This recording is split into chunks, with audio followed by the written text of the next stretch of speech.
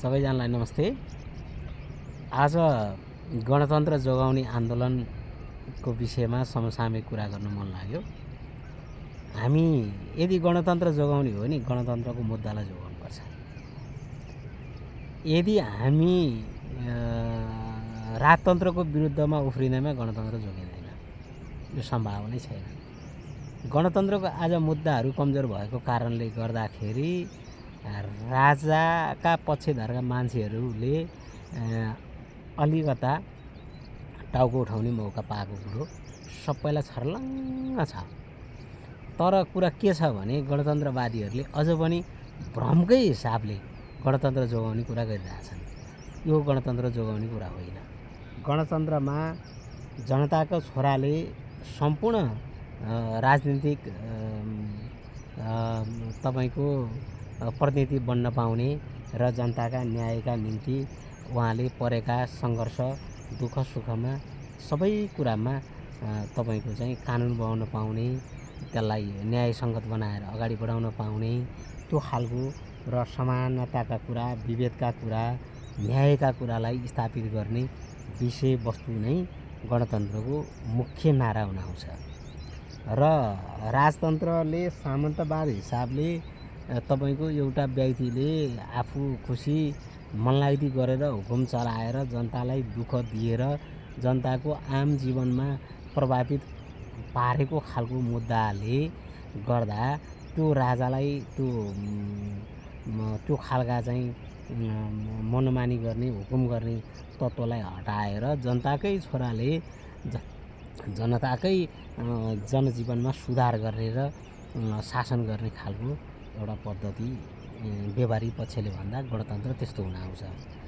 र गणतन्त्रलाई जोगाउनका निम्ति गणतन्त्रका मेरुदण्डहरू जोगाउनुपर्छ, जुनमा सुशासनका कुरा छन्, भ्रष्टाचार रहित समाजका कुरा छन् र समानताका कुरा छन्, विभेद रहित समाज निर्माणका कुरा छन्। यी गणतन्त्रका मुद्दाहरू हुन आउँछन् र यो मुद्दामा हामीले बहसै गर्दैनौँ। दिन प्रतिदिन देश लुटिएको छ।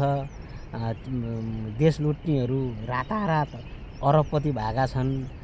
त्यो मान्छेहरूको सान मान छुट्टै छ। राज्यले त्यसलाई कुनै कुरो केलाउँदैन।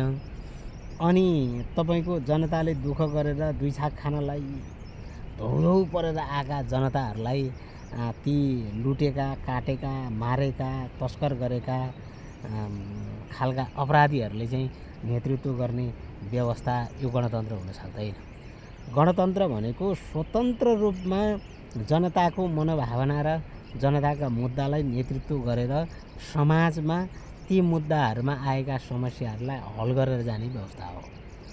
त्यो हामीले कहीँ कतै पनि अहिले भइरहेका जनप्रतिनिधिहरूबाट, राजनीतिक दलहरूबाट र समाजमा हिँडेका समाजसेवीहरूबाट पनि त्यो कुरा देखिएको छैन।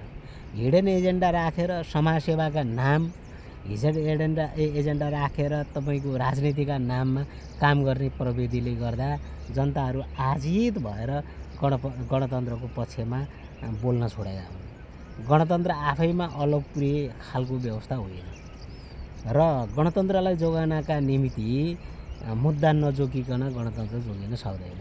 आज हामी फेरि पनि अर्को मान्छे, अर्को संस्था, अर्को को हाबी हुन्छ अरे भनेर तपाईँको टडक मान्छे हालेर लाखौँ करोडौँ खर्च गरेर दारू पानी खुवाएर गणतन्त्र जोगाउन यदि हामी रङ्गशाला, टुँडीखेल, माइतीघर, मण्डेला, काठमाडौँ जान्छौँ भने गणतन्त्र जोगिनुवाला छैन।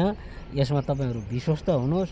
गणतन्त्र जोगाउनका निम्ति गाउँमा बसेर गाउँमा भएका विसङ्गति, दुई नम्बरीलाई हटाएर सामान्य जनजीवन भएका मान्छेले पनि गरी खाने वातावरण सिर्जना गर्यो भने तपाईँको गणतन्त्र जोगाउन काठमाडौँ जानु पर्दैन।